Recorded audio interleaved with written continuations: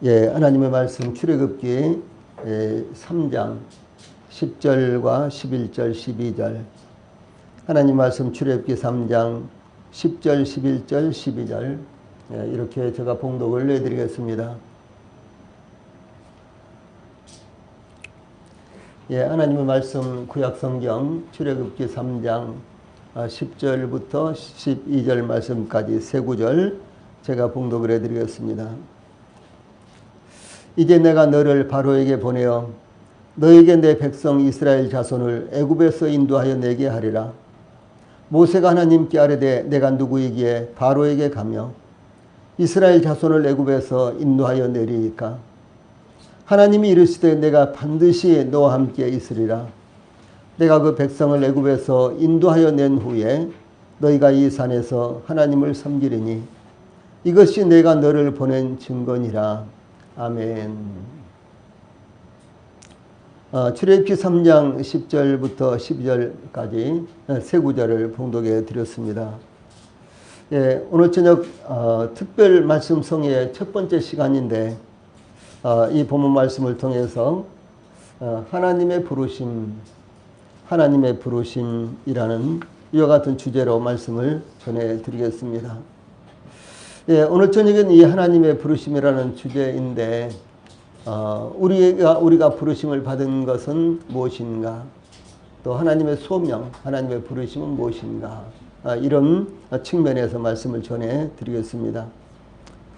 우리는 지난해 3월에 특별 말씀 성회를 열었는데 그때 네 번째 시간에 사명, 소명, 부르심 이런 주제로 사명이 무엇인지 하나님의 말씀을 들었습니다. 아마 다들 잊어버리셨겠지만 이 하나님의 사람들에게 사명 혹은 소명이라는 것이 얼마나 중요한 것인지 상고를 했습니다. 그때 여호수아가 하나님의 부르심을 받아 이스라엘 백성들을 이끌고 요단강을 건너가 가나안을 정복하라는 사명을 받았다는 것을 살펴보았습니다. 이와 같이 모든 하나님의 사람들은 사명을 받았습니다. 모세와 여호수아뿐만 아니라 아브라함도 이삭도 야곱도 그리고 오늘날 저희들도요 동일하게 하나님 앞에 사명을 받은 것입니다.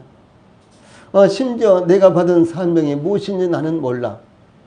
더더구나 사명을 받았는지도 잘 알 수가 없어. 이런 분들이라고 할지라도요.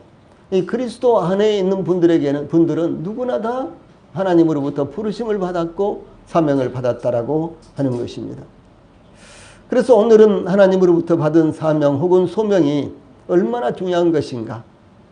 하나님의 사람 모세의 부르심을 통해서 하나님의 말씀을 듣도록 하겠습니다. 한 가지 말씀을 드리고 싶은 것은 제가 이번에 말씀을 준비하는데 정말 전해드리고 싶은 말씀이 너무너무 많은 거예요. 정말 전해드리고 싶은 말씀이 너무 많습니다. 사실은 작년 10월 달에 특별 말씀 성회를 열려고 했는데 이래저래해서 보니까 자꾸 시간이 안 맞고 그래서 연기한 것이 여기까지 왔는데 그래서 일괄되게 어떤 주제를 가지고 우리 성도님들을 이렇게 성도님들에게 말씀을 제시해야 되는데 주님이 어떻게 인도하실지 정확하게 저도 가늠을 못하겠습니다. 어떻든지 간에 오늘은 이와 같이 하나님의 부르심 바로 이 하나님으로부터 부르심을 받은 것이 얼마나 중요한 것인가 그리고 부르심 자체가 어떤 것인가 이런 측면에서 말씀을 전해드리겠습니다. 본문을 통해서 제일 먼저 10절에는 하나님께서 부르시는 소명이라는 이와 같은 내용을 먼저 살펴보겠습니다. 이 애굽 사람들과 애굽 왕 바로가 이스라엘 자손의 번식이 기하급수적으로 증가하자 이제 그것을 보면서 이스라엘 자손들에 대해서 위협을 느끼기 시작했습니다. 애굽 왕 바로는 출애굽기 1장 9절 10절에 보면 그가 그 백성에게 이르되 그러니까 애굽 왕 바로가 그 애굽 사람들에게 이르되 이 백성 이스라엘 자손이 우리보다 많고 강하도다. 자 우리가 그들에게 대하여 지혜롭게 하자. 두렵건대 그들이 더 많게 되면 전쟁이 일어날 때에 우리 대적과 합하여 우리와 싸우고 이 땅에서 나갈까 하노라. 이렇게 생각을 하고 또 백성들에게 주의를 환기시켰습니다. 예, 그러므로 이스라엘 자손의 증가를 막기 위해서 이스라엘 자손을 애굽왕을 위해서 국고성 비돔과 람셋을 건축하는데 동원했는데 이 이스라엘 자손들을 더욱 엄격하게 노동 현장으로 몰아넣어서 출애굽기 1장 14절에 보면 어려운 노동으로 그들의 생활을 괴롭게 하니 곧 흙 이기기와 벽돌 굽기와 농사의 여러 가지 일이라 그 시키는 일이 모두 엄하였더라. 이렇게 증가하고 있습니다. 예, 그러나 이스라엘 자손은 학대를 받을수록 더욱 번성했으므로 이스라엘 자손에 대한 애굽왕 바로의 마음은 더욱 조급하게 되었던 것입니다. 애굽왕 바로는 히브리 산파 시브라와 부하라는 사람들에게 명령하여 아들이거든 죽이고, 예, 이스라엘 여자가 아기를 낳으면요, 아들이면 그 자리에서 죽이고 딸이면은 살려둬라. 이렇게 이제 명령을 했습니다. 그러나 히브리 산파들은 하나님을 두려워하였기 때문에 애굽왕의 지시에 따르지 않았습니다. 그러다 애굽왕은 아들이 태어나면은 나일강의 그 하수에 던져버리고 딸이면 살려두라. 이렇게 이제 명령을 내립니다. 그래서 이스라엘 백성들의 번식이 더 이상 이루어지지 않도록 이렇게 막고자 했던 것입니다. 이런 상황에서 모세가 태어났습니다. 그러니까 모세가 태어나는 여 같은 상황이 얼마나 어려운 상황이었느냐. 예, 우리나라도 누구는 보릿고개 때 태어나서 젖이 없어서 절절맸다라고 이렇게 이야기도 하고, 누구는 예, 일사후퇴 피난 때 아기를 낳아가지고 그야말로 죽을 고비를 당하고 엄마도 자기도 정말 고생 많이 했다라고 이렇게 말하기도 하고요. 예, 여러 가지 그 출산하는 여 같은 상황들이 있죠.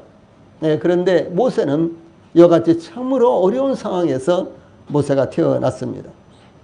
이 모세의 어머니는 그 아들을 석 달 동안 숨겨서 길렀는데 더 숨길 수 없게 되자 갈대 상자에 역청과 나무지를 칠하여 물이 새어 들어오지 않도록 해서 아기를 거기 담아 나일강가에 갈대 사이에 두고 모세의 누이가 멀찌감치 떨어져서 망을 봤습니다. 그때 마침 애굽왕 바로의 공주가 목욕하러 시녀들과 함께 나일강에 왔다가 갈대 상자의 아기를 발견하고 물에서 건졌는데 모세의 누이가 다가가 내가 가서 당신을 위하여 히브리 여인 중에서 유모를 불러다가 이 아기에게 젖을 먹이게 하리까. 이렇게 제의를 하니까 이 모세의 딸, 모세의 딸이 아니라 바로의 딸, 이 공주가 쾌히 그것을 승낙을 했어요. 그래서 이 모세의 어머니가 모세를 젖을 먹여 기르도록 이렇게 이제 배려가 됐습니다. 애굽왕의 공주는 모세를 아들로 삼고 물에서 건져냈다라는 뜻으로 그 이름을 모세라고 이렇게 지었습니다. 모세, 물에서 건져냈다, 이런 이름이에요. 모세, 이렇게 이름을 불렀습니다. 이 모세가 장성하여 40여 세가 되었을 때 이스라엘 자손이 노동하는 현장에 나갔더니 어떤 애굽 사람이 어떤 히브리 사람을 곧 자기 형제를 치는 것을 보았습니다. 이 모세는 그 애굽 사람을 쳐 죽여서 모래속에 감췄는데, 그리고 또 이튿날 모세가 또 이스라엘 자손들이 노동하는 현장에 나갔더니 그 다음 날은 두 히브리 사람, 그러니까 모세의 그 동포들이 두 사람이요, 이 서로 싸우고 있었어요. 그래서 이 모세가 그중 잘못한 사람에게 내가 어찌하여 동포를 치느냐, 이렇게 싸움을 말리면서 야단을 치자 그 사람이 모세에게 누가 너를 우리를 다스리는 자와 재판관으로 삼았느냐, 내가 애굽 사람을 죽인 것처럼 나도 죽이려느냐 라고 이렇게 대항을 하자 모세는 그때야 어제 애굽 사람을 죽인 것이 탈루가 난 것을 깨닫고 그 시로 미디안 광야로 도망을 쳤습니다. 모세는 애굽왕 이 바로의 공주의 아들로서 바로의 궁에서 양육받으면서 애굽 사람의 모든 지혜를 배워 말과 하는 일에 능했습니다. 그 당시에 애굽은 가장 발달되고 발전된 이와 같은 나라였습니다. 오늘날로 말하면 그 당시에 선진국이었다는 거죠. 그리고 이 가장 선진국을 달리는 이와 같은 애굽의 모든 문화와 문명을 이제 만끽하면서 모세가 모든 이와 같은 학문을 배워서 모세는 그야말로 아주 능숙한 이와 같은 사람이 되었습니다. 그런데 그의 나이 40이 되었을 때, 조금 전에 이제 제가 말씀드린 것은 모세의 나이가 40 되었을 때의 일이었습니다. 사도행전 7장 25절에 보면 그 형제 이스라엘 자손을 돌볼 생각이 나더니 이런 말씀이 나와요. 그래서 원통한 일을 당하는 그의 형제를 도왔는데 그는 그의 형제들이 하나님께서 자기의 손을 통하여 모세 자신의 손을 통하여 이 구원해 주시는 것을 깨달으리라고 생각하였으나 그들이 깨닫지 못하였더라. 예, 이렇게 이스라엘 자손도 모세를 받아주지 않았다는 사실을 증거하고 있습니다. 모세는 당연히 그 백성들이 노동하는 이와 같은 현장에 갔을 때 애굽 사람이 이스라엘 백성들을 학대하는 것을 보고 애굽 사람들 죽였어요. 그 다음날 가니까 아니 이스라엘 백성들이 이렇게 싸우고 있는 거예요. 그래서 그 잘못한 사람을 야단을 치면서 왜 내가 동포를 치냐 이렇게 이제 야단을 쳤는데 이런 일들로 말미암아 모세는 이스라엘 백성들이 모세 자신을 이스라엘 백성들을 위해서 활동하고 이스라엘 백성들을 구원하기 위해서 모세가 애를 쓰는 것을 이스라엘 백성들이 알아주고 받아줄 것을 이렇게 생각했는데 이스라엘 백성들은 오히려 모세를 배척을 했다는 것이죠. 예. 그래서 이제 이스라엘 자손들도 받아주지 않았는데 하나님께서도 그런 모세를 사용하시지 않았다라고 하는 사실이죠. 모세와 같은 열정, 자기 백성을 돌아볼 마음을 가진 사람, 그 누구보다도 잘 준비되었지만은 하나님은 그를 사용하지 않으셨고 그 백성들마저 모세를 인정하지 않았던 것입니다. 결국 모세는 미디안 광야로 도망을 쳤습니다. 이 모세가 미디안 광야에서 우물 곁에 앉아 있었는데 미디안 제사장에게 7딸이 있었는데 그들이 양떼를 끌고 와서 물을 먹이려고 하자 이제 목자들이 미디안 제사장의 딸들을 쫓아내는 것이었습니다. 이 물을 못 먹이도록 이렇게 막는 것이었어요. 이 모세가 그 딸들에게 양떼에게 물을 먹이도록 도왔는데 이 사건이 인연이 되어서 모세는 미디안 제사장의 양떼를 치게 되었고 그 집에서 더부살을 하게 되었습니다. 그리고 미디안 제사장 루엘의 딸, 이 미디안 제사장 루엘의 딸 시보라를 아내로 맞이하여 아들들을 낳았는데 게르솜과 엘리에셀이라는 이와 같은 이름으로 불렀습니다. 이 모세가 미디안 광야에서 이 미디안 제사장 루엘, 미디안 제사장 루엘 그리고 또 이 미디안 제사장의 양치기로 40년을 보냈는데 혹은 또 다른 곳에 보면 이제 이드로라고 이렇게 나오죠. 그래서 40년을 보냈는데 그 양떼를 이끌고 광야 서편으로 인도하여 하나님의 산 호렙에 이르렀을 때 이 여호와의 사자가 떨기나무 가운데서 이 나오는 떨기나무 가운데로부터 나오는 불꽃 안에서 그에게 나타났습니다. 모세는 너무너무 놀랐습니다. 떨기나무에 불이 붙었는데 나무가 타지 않고 사라지지 않는 것을 보고 너무나 신기하여 출애굽기 3장 3절에 보면 내가 돌이켜 가서 이 큰 광경을 보리라. 떨기나무가 어찌하여 타지 아니하는고 라며 가까이 나가자 하나님께서 떨기나무 가운데서 모세야 모세야 이렇게 부르시는 것이었어요. 여러분 참 신기한 일이잖아요. 떨기나무, 가시나무죠. 이 떨기나무가 활활 불이 붙어서 타는데요. 가까이 가서 보니까 나무는 전혀 타지 않고 불만 홀홀 타는 거예요. 너무너무 신기했습니다. 바로 그 순간 하나님께서 모세에게 모세야 모세야 이렇게 부르시는 것이었습니다. 이 불에 훨훨 타고 있는 이와 같은 떨기나무는 애굽에서 고통받고 있는 이스라엘 백성들을 상징하는 것입니다.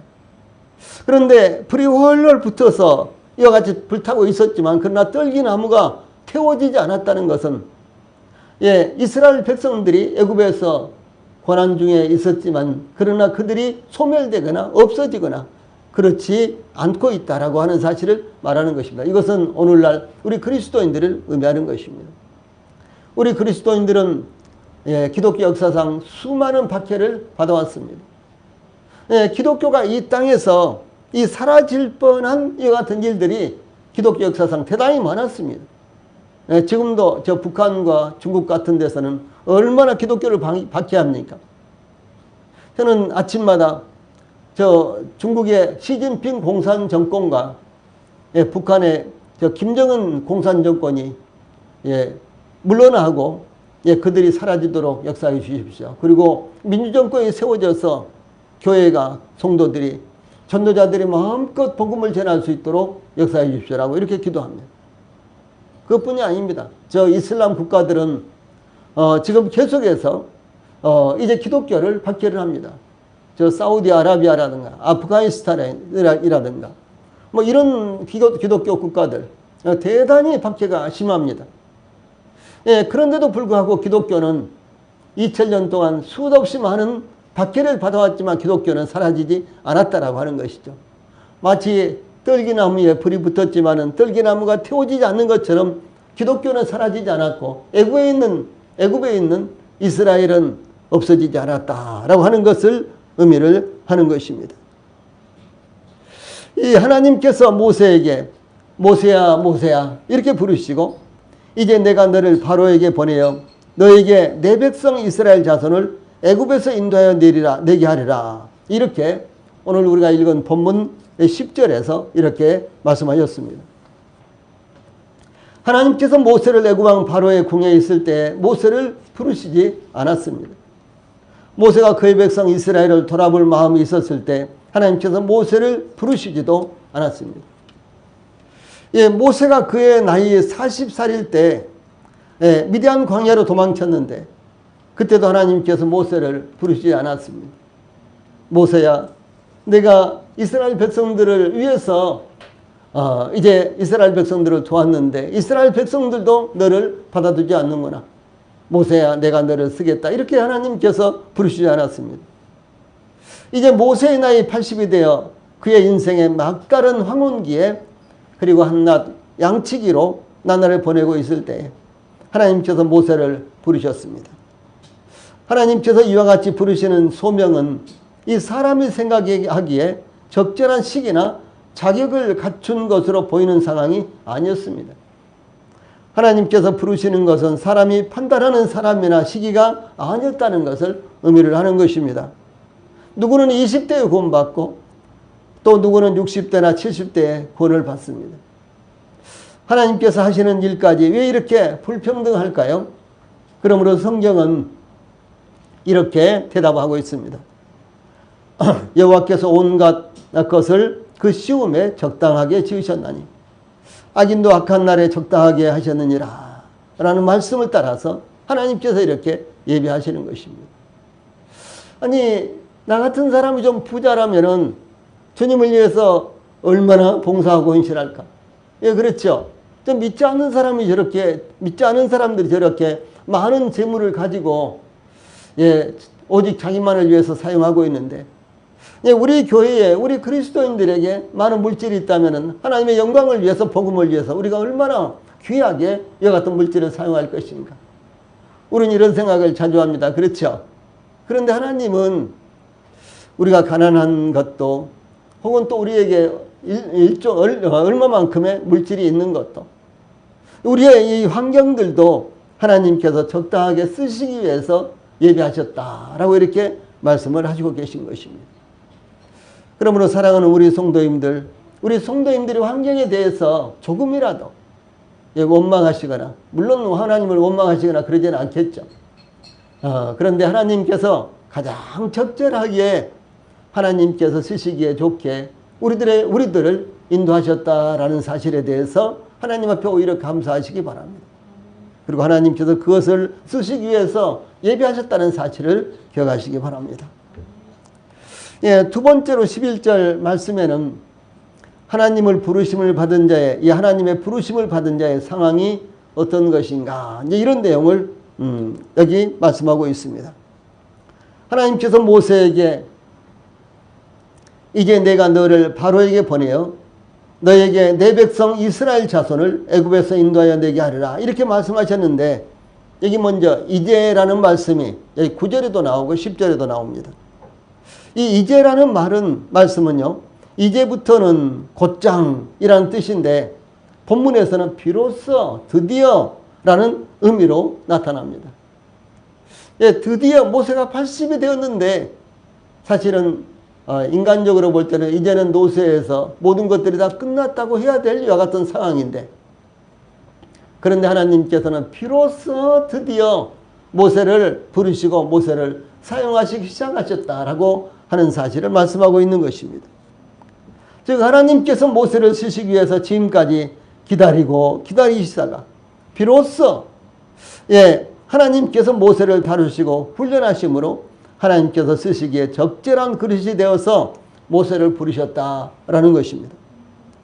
그러므로 하나님께서 부르시면 주저하시거나 사용하시는 것은 합당하지 않습니다. 어떤 측면에서 어떤 일을 위해서 어떤 시기에 나를 부르시더라도 두 손 들고 하나님 앞에 나아가는 우리가 돼야만 되는 것입니다. 이와 같이 하나님께서 쓰시는 시기가 있습니다.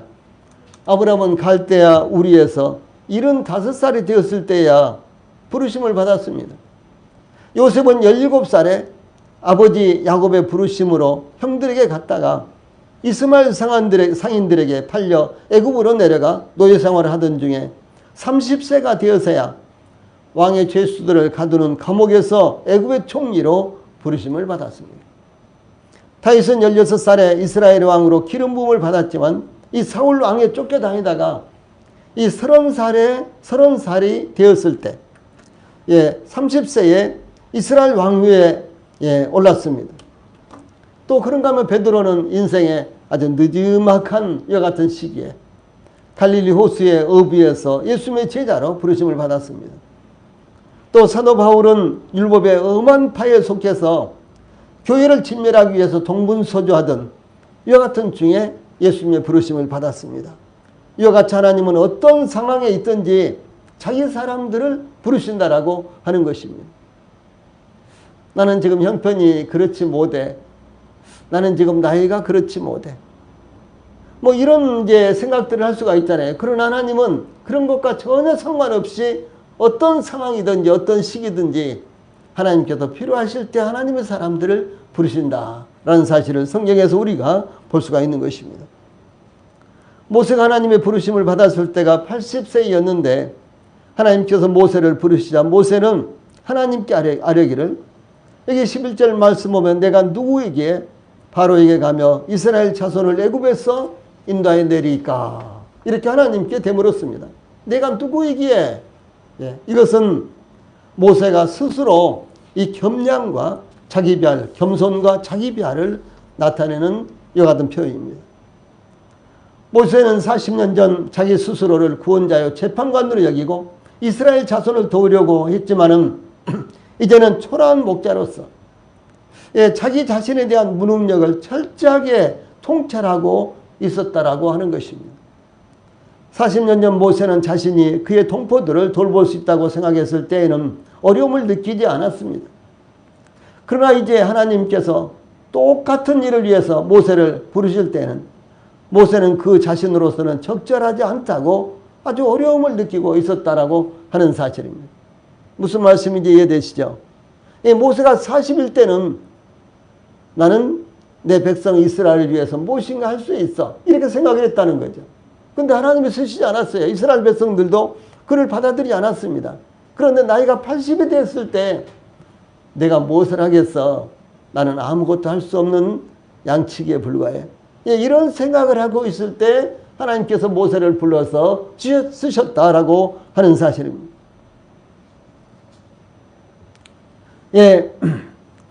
이와 같이 하나님의 부르심을 받았을 때 나는 뭐 그 정도쯤이야, 그 일쯤이야, 충분히 할 수 있어, 이런 것이 아니라 나로서는 불가능해, 나로서는 안 될 거야, 이렇게 어렵다는 것을 느낀다라고 하는 사실입니다. 이것은 모세뿐만 아니라 누구든지 그렇습니다. 요수아도요, 하나님의 부르심을 받았을 때 요수아 1장에서 보면 계속해서 두려워하지 말라, 놀라지 말라, 내가 너와 함께하느니라. 하나님께서 이렇게 말씀을 하셨어요. 왜 그랬을까요? 요수아가 부르심을 받았을 때 그냥 실에 겁을 먹고 두려워했고요. 내가 어떻게 하겠어? 저 모세 저 선배님이 이스라엘을 인도하실 때도 얼마나 어려움이 많았는데 감히 내가 어떻게 이스라엘 백성들을 이끌겠어? 이렇게 생각을 하고요. 지레 겁먹고 용기를 내지 못했다는 사실이죠. 누구나 마찬가지입니다. 그러나 하나님께서는 자신은 충분히 감당할 수 있다라고 이렇게 생각했을 때 오히려 하나님께서는 그 사람을 쓸만한 그릇으로 만들기 위해서 훈련받게 하고 스스로 그 일을 감당할 만하지 못하다고 생각할 때 비로소 하나님께서 그를 부르시고 사용하신다라고 하는 것입니다. 이와 같이 하나님께서 보실 때 모세는 미디안이라는 광야 학교에서 겸손의 덕을 배우고 자신의 의도대로 될 수 있는 것이 없다는 사실을 절감하고 있었습니다. 다윗은 무려 13년 동안이나 유대 광야 학교에서 하나님을 절대적으로 의지하는 훈련을 쌓았습니다. 이와 같이 하나님은 하나님의 쓰시기에 알맞게 훈련될 때까지 훈련하시고 기다리시는 것입니다. 이와 같이 하나님께서 부르실 때까지 교회라는 학교에서 혹은 직장이나 사업이라는 학교에서 부단히 훈련을 받아야만 되는 것입니다. 여기 10절에 내가 누구이기에 이런 말씀이 나오죠. 모세의 말은 철저히 자신을 부인하는 이와 같은 사람을 쓰신다는 것을 의미합니다. 11절에 내가 누구이기에 하는 말씀이 나오죠. 세상에서는 자신이 잘났다고 PR을 하지요. 자기소개를 얼마만큼 잘하느냐. 자기소개에서 반드시 최고를 하려면 이와 같은 것이 들어가고 또 뿐만 아니라 요즘은 대학을 갈 때도 자기소개서가 들어가는 정도입니다. 자기 PR 시대 이렇게 이야기합니다. 그런가 하면 상대방을 눌러야만 성공한다고 생각합니다. 그러나 주님 안에서는 자신의 연약함과 부족함을 통감하지 않으면 하나님께서 쓰시지 않으신다라고 하는 것이 차이가 있는 것입니다. 그러나 영적인 일과 세상적인 일의 차이가 이렇게 엄청난 것입니다. 세상적인 일은 내가 그거 할 수 있습니다. 날아야 됩니다. 이래야지만 쓰임을 받는데요. 주님 안에서는 저는 안 되겠습니다. 저는 할 수 없습니다. 이렇게 했을 때 하나님께서 쓰신다라고 하는 사실입니다. 그래서 그런 인식을 가질 때 하나님을 의지하기 때문에 그렇습니다. 이 사도 바울은 디모데전서 1장 15절에서 죄인 중에 내가 괴순이라. 사도 바울이 구원을 받고 모든 죄를 다 용서받고 구원을 받고 십자가의 피로 다 용서받고 사도로 부르심을 받아서 사역하고 있는데도 불구하고 나는 죄인 중에 괴수다 라고 이렇게 고백을 했습니다. 물론 이 고백은 사도 바울이 과거에 이 구원받지 못했을 때를 회상하면서 하는 고백이면 틀림없습니다. 그러나 이와 같은 자세를 갖는 것이 합당하다라고 하는 것이죠. 또 그런가 하면 고린도전서 15장 8절에서 맨 나중에 만삭되지 못하여 난 자 같은 내게도 보이셨느니라. 8달이나 7달 만에 태어난 자 같이 나는 참 살아나기도 어려운 이와 같은 자였다라고 하는 사실을 고백하고 있는 것입니다. 주 예수님께서도 아무든지 나를 따라오려거든 자기를 부인하고 자기 십자가를 지고 나를 쫓을 것이니라. 마태복음 16장 24절을 비롯해서 공관복음에 똑같이 이 말씀이 나옵니다. 아무든지 나를 따라오려거든 자기를 부인해야 된다. 자기 십자가를 지고 나를 쫓아야 된다. 이렇게 말씀하고 있습니다. 그러므로 주님 안에서 귀하게 쓰임 받기를 원하시면 항상 겸손하고 순수한 마음으로 주님만을 의지하시기를 바랍니다. 세 번째로는 12절 말씀을 통해서 하나님께서 함께 하시겠다는 약속을 하신다라고 하는 사실이죠. 하나님이 부르시면 하나님께서 함께 하시겠다고 이렇게 약속하십니다. 하나님께서 모세에게 내가 너를 바로에게 보내어라고 말씀하신 것은 소위 사지, 죽을 곳으로 보내시겠다고 말씀하신 것이나 다름없는 것입니다. 그러므로 모세는 하나님의 부르심에 대해서 내가 누구에게 바로에게 가며 즉 나에게 무슨 능력이 있으며 권위가 있고 보여줄 만한 것이 있기에 자신을 찾아 죽이겠다고 벼르고 있는 애굽 왕 바로 앞에 갈 수 있겠느냐고 이렇게 반문한 것입니다. 그때 하나님께서 모세에게 말씀하시기를 내가 반드시 너와 함께 있으리라. 이렇게 약속하셨습니다. 제가 누구가 한데 이런 일을 하겠습니까? 그랬을 때 하나님께서 모세에게 내가 반드시 너와 함께 있으리라. 이렇게 약속하셨어요. 하나님께서 어떤 사람을 부르신 후에요. 방문하시는 것이 아닙니다. 내가 불렀으니까 네가 알아서 해봐라. 이렇게 하시는 게 아니에요. 주 예수님께서 십자가를 앞에 두시고 제자들에게 내가 아버지께 구하겠으니 그가 또 다른 보혜사를 너희에게 주사 영원토록 너희와 함께 있게 하시리니 이렇게 말씀하셨습니다. 요한복음 14장 16절 말씀입니다. 나는 지금 너희를 부르시고 나는 지금 너희를 부르고 훈련시켰는데 이제 나는 너희들을 떠나서 가지만은 내가 또 다른 보혜사를 내 아버지 하나님께서 약속하신 대로 내가 또 다른 보혜사를 너희들에게 보내는데 그 보혜사는 너희들과 영원히 함께 있을 것이다 라고 이렇게 말씀을 하셨어요. 또 요한복음 14장 18절에서는 내가 너희를 고아와 같이 버려두지 아니하고 너희에게로 오리라 이렇게 약속하였습니다. 뿐만이 아니라 승천하실 때에는 볼지어다 내가 세상 끝날까지 너희와 항상 함께 있으리라 이렇게 약속을 하셨습니다. 봐라, 나는 세상이 끝날 때까지 항상 너희와 함께 있겠다 이렇게 약속하셨어요. 이것은 비단 사도들에게 제자들에게 뿐만 아니라 주 예수님을 믿음으로 말미암아 구원받은 모든 성도들에게 하시는 말씀입니다. 왜냐하면 모든 성도들이 부르심을 받은 거예요.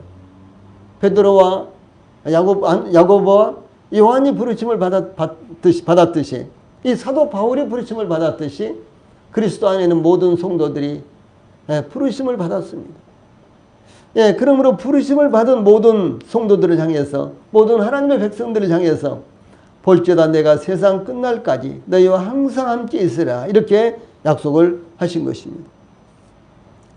하나님께서 세상을 구원하시기 위해서 죄로부터 세상을 구원하시기 위해서 그 아들을 보내시면서 그 이름을 마태복음 1장 23절에 보면 임마누엘이라고 부르셨는데 그 의미는 하나님이 우리와 함께 계시다라는 이와 같은 의미입니다. 임마누엘, 하나님이 우리와 함께 계시다 이런 것입니다. 이런 말씀입니다. 하나님께서 인간들과 계시기 위해서 오신 분이 바로 주 예수님이시라는 의미입니다. 왜냐하면 본래 하나님을 본 사람이 없고 하나님을 보면 죽었습니다. 그러므로 하나님을 봐도 죽지 않도록 그 하나님께서 인간의 몸을 입고 오신 분이 바로 예수 그리스도입니다. 그래서 예수 그리스도께서 이 땅에 오셔서 사람들과 함께 거하시기 위해서 오셨는데 그분이 바로 하나님이세요. 그러므로 요한복음 1장 14절에 말씀이 육신이 되어 우리 가운데 거하시며 우리가 그 영광을 보니 아버지의 독생자의 영광이요 은혜와 진리가 충만하더라 그랬지 않습니까? 여기 말씀이 육신이 되어 우리 가운데 거하심에 그랬죠. 거하심에. 이 거하심에라는 말이 이 텐트를 치고 거기에 거하다 그런 의미입니다. 여러분 캠프를 갔을 때 뭐 요즘 이제 텐트 치고 잘 이렇게 하지 않습니다만 또 그런가 하면 또 캠핑욕들이 많이 있지 않습니까? 이 텐트를 치고 거기에 있는 거예요. 거기에서 하루를 보내든가 뭐 일주일을 보내든가 이렇게 보내고 그 다음에 텐트를 접어서 다시 차에 싣고 이렇게 돌아오지요. 이 텐트를 치고 거기에 거하다 그런 의미가 소위 거하심이라는 말씀입니다. 그래서 주 예수님께서 육체를 입으시고 세상에 오신 것은 하나님의 백성들과 함께 세상 사람들과 함께 거하시기 위해서 마치 텐트 안에서 함께 잠을 자고 함께 생활하는 것처럼 거하시기 위해서 이 세상에 오셨다라고 하는 사실을 말씀하는 것입니다. 그래서 하나님이 우리와 함께 계시다라는 이와 같은 뜻입니다. 하나님께서 인간들과 함께 계시기 위해서 오신 분이 바로 주 예수님이십니다. 사도 요한은 이 사실을 가리켜서 요한복음 1장 18절에 본래 하나님을 본 사람이 없으되 아버지 품속에 있는 독생하신 하나님이 나타내시느니라 이렇게 증거했어요. 본래 하나님을 본 사람이 없다. 이 성부 하나님을 본 사람이 없다 그런 말입니다. 근데 독생하신 하나님은 누구입니까? 성자 하나님을 말씀한 거예요. 그래서 주 예수님이 바로 하나님이십니다. 이 세상에서 가장 귀한 것 혹은 하나님께로부터 오는 가장 귀한 은혜를 꼽으라면 무엇일까요? 그것이 바로 임마누엘입니다. 예. 이 세상에서 가장 귀한 것, 혹은 하나님께로부터 오는 가장 귀한 은혜를 말한다면 그것이 바로 임마누엘, 즉 하나님이 우리와 함께 계시다라는 이와 같은 말입니다. 하나님께서 함께 하신다면 어렵거나 문제될 것이 없는 것입니다. 마치 아이들이 부모님과 함께 있으면은 세상을 마음대로 할 수 있는 것처럼요, 자기가 하고 싶은 대로 다 할 수 있는 것처럼 생각하듯이, 예. 그런데 하나님께서 저희들과 함께 하신다면 저희들에게는 어떤 문제도 없는 것입니다. 어떤 문제가 있을 수가 없는 거예요. 예. 하나님께서 함께 하신다면 불가능한 것이 없는 것입니다. 그러므로 하나님께서 함께 하신다면 우리는 뒤로 물러가거나 머뭇거릴 필요조차 없는 것입니다. 요셉은 노예였는데 하나님께서 함께 하심으로 애굽의 총리가 되었었죠.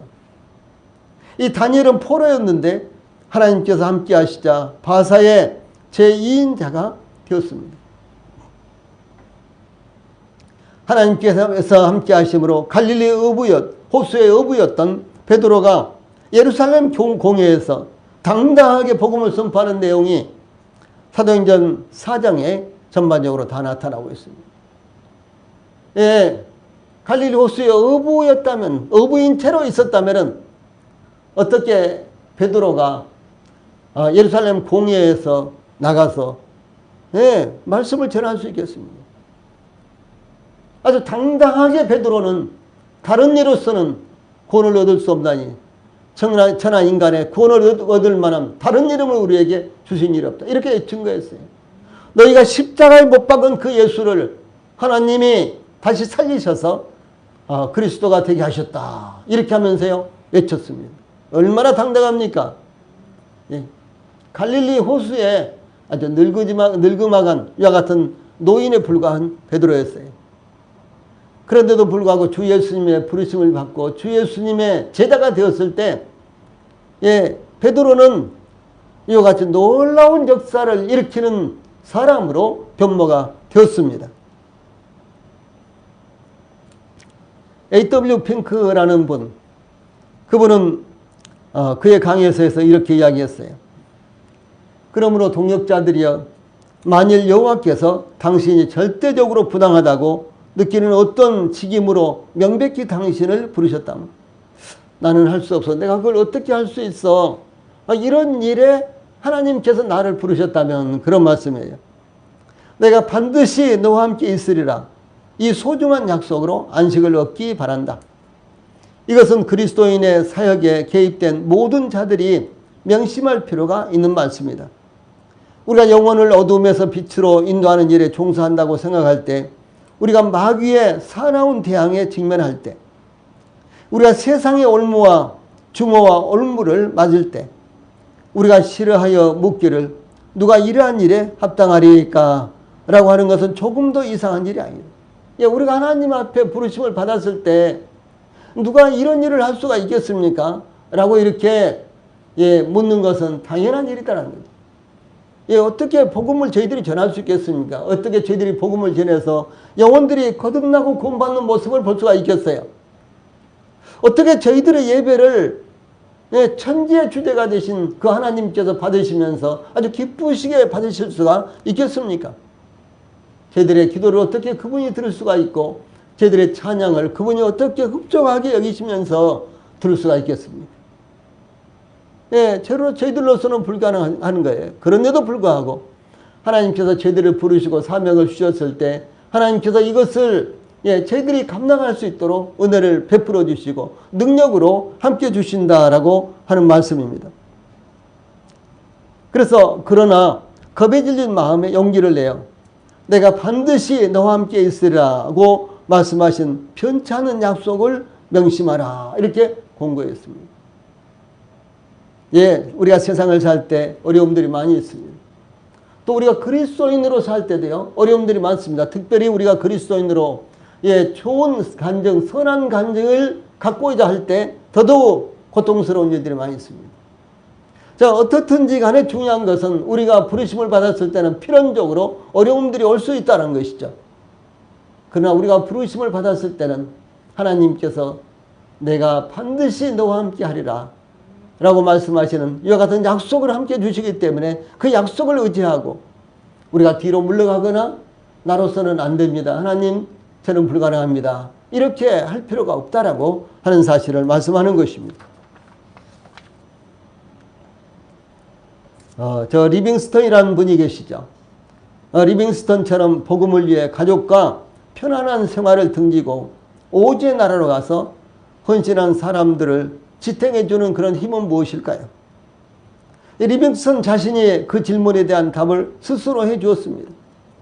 아프리카에서 16년을 섬긴 후 스코틀랜드로 돌아온 리빙스턴은 글래스고우라는 대학에서 강의를 해달라는 부탁을 받았습니다. 그때 그의 팔 하나는 사자의 공격을 받아 이미 쓸 수 없게 된 상태였고요. 그리고 27번이나 열대병을 앓은 리빙스턴의 그의 몸에는 고통의 흔적이 여기저기 역력했습니다.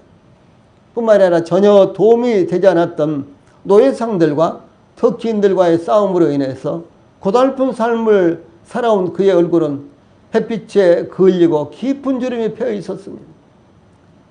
리빙스턴의 이야기를 들으며 그가 평범한 사람이 아니라는 것을 감지한 학생들은 그냥 침묵에 사로잡힌 나머지 리빙스턴의 말만 듣고 있었습니다. 리빙스턴은 내가 나그네의 삶이 가져다 준 외로움과 고통과 어려움 속에서 나를 붙들어준 힘이 무엇인지 아십니까? 이런 질문으로 강의를 시작했어요. 내 나그네의 삶이 가져다 준 외로움과 고통과 어려움 속에서 나를 붙들어준 힘이 무엇인지 아십니까? 소명을 받는 사람은 누구나 다 고통을 당하는 것입니다. 하나님으로부터 쓰임을 받기를 원하는 사람은요, 누구나 다 고통이 따르는 거예요. 예를 들어서 저희들이 교회 생활을 하려고 해도 여러 가지 헌신이 필요하잖아요. 오늘 저녁 같이 이렇게 이렇게 밖에 추운 날, 집에서 TV나 보면서 가족들과 함께 시간을 보내면 얼마나 좋겠습니까? 그렇죠? 그게 좋은 건가요? 저희들은 이해하지 못하지만 서양 사람들은 그 이상이 없다고 생각하겠죠. 아니, 오르같이 추운 날 친구들과 함께 술집에 가서 거나하게 술 마시면서 취해서 말이에요. 이런 소리 저런 소리 해가면서 시간을 보낸다면 그것을 사람들은 최상의 즐거움이라고 생각을 합니다. 우리 그리스도인들이 이와 같이 모여서 집회를 열고 말씀을 듣고 그 말씀을 따라가려고 하고 이런 것을 그들이 생각할 때 어쩌면 참 미련스럽다 이렇게 생각할 수도 있을 것입니다. 우리 그리스도인들이 하나님의 부르심을 받아서 하나님을 섬기는 것은 필연적으로 고난이 동반되는 일입니다. 바로 그것을 이야기하는 것입니다. 그래서 리빙스턴은 내 나그네의 삶이 가져다준 외로움과 고통과 어려움 속에서 나를 붙들어준 힘이 무엇인지 아십니까? 이렇게 했어요. 그런데 이렇게 대답을 했습니다. 스스로요. 그것은 약속이었습니다. 가장 고결한 영광을 지닌 귀하신 분의 보아라. 내가 세상 끝날까지 항상 너희와 함께 있을 것이다. 라고 말씀하신 바로 그 약속이었습니다. 라고 스스로 묻고 스스로 대답을 했습니다. 이 말씀이 어디가 있습니까? 마태복음 28장 20절에 있습니다. 볼자다 내가 세상 끝날까지 너희와 항상 함께 있으리라. 리빙스턴을 그 고통과 어려움 가운데서 붙들어진 말씀은 바로 이 말씀이에요. 볼자다 내가 세상 끝날까지 너희와 항상 함께 있으라. 이 말씀을 붙들고 그 수도 없이 많은 어려움과 고통을 리빙스턴은요 감내했다라고 하는 사실을 고백하고 있는 것입니다. 리빙스턴이 세상을 떠났을 때 그의 집 뒤뜰에서 무릎을 꿇고 기도하는 모습으로 발견했다고 합니다. 아침 식사 시간이 됐는데 리빙스턴이 나타나지 않는 거예요. 그래서 하인이 리빙스턴이 항상 기도하는 뒤뜰에 가서 보니까요. 아직도 기도 중에 있었어요. 그래서 뒤에 서서 식사 준비됐다고 이렇게 말씀드릴까? 아니면 좀 더 기다릴까? 이렇게 하고 뒤에서 서 있는데 리빙스턴이 전혀 미동이 없는 거예요. 그래서 가까이 가서 보니까요. 무릎을 꿇고 엎드려서 기도하시면서 돌아가셨어요. 주님 앞에 가셨어요. 참 얼마나 행복합니까? 하나님 앞에 예배를 드리다가 하나님 앞에 기도하다가 하나님께 찬송을 부르다가 하나님 앞에 갈 수 있다면 아마 그것보다 더 영광스러운 일은 우리 그리스도인으로서 그것보다 더 영광스러운 일은 없을 것입니다. 그런데 바로 그 옆에 그 리빙스턴이 엎드려서 이제 기도하다가 돌아가셨는데 바로 그 옆에 마태복음 28장이 펼쳐져 있는 손때 묻은 작은 신약 성경이 놓여 있었고 그리고 마태복음 28장 20절 바로 여백에는 존귀하신 분의 말씀이라는 메모가 적혀 있었다고 합니다. 그래서 리빙스턴은 바로 그 말씀을 붙들고 살았다라고 하는 사실입니다. 그러므로 그가 그 부르심을 받고 나서 아프리카에서 사역을 하면서 수도 없이 많은 죽을 고비를 당하면서도 그 자신의 신앙을 지탱해 준 그 말씀은 바로 볼지어다 내가 세상 끝날까지 너희와 항상 함께 있으리라 라고 주 예수님께서 약속하신 그 약속의 말씀이 그를 붙들었다라고 하는 사실을 고백하는 것입니다. 하나님께서 함께 하시겠다고 함께 하시겠다는 약속을 붙들고 살았던 신앙인은 이와 같이 위대한 족적을 남겼습니다. 우리 교회도 우리 성도들도 하나님께서 부르셨습니다. 예수 그리스도의 증인으로 부르셨습니다. 하나님의 교회와 복음을 위해서 부르셨습니다. 그러므로 하나님께서 모세를 부르시고 내가 반드시 너와 함께 있으리라 라고 말씀하신 약속을 우리 교회에게 주신 약속으로 우리 성도들 각자에게 주신 약속으로 삼으시기 바랍니다. 네. 기도하시겠습니다.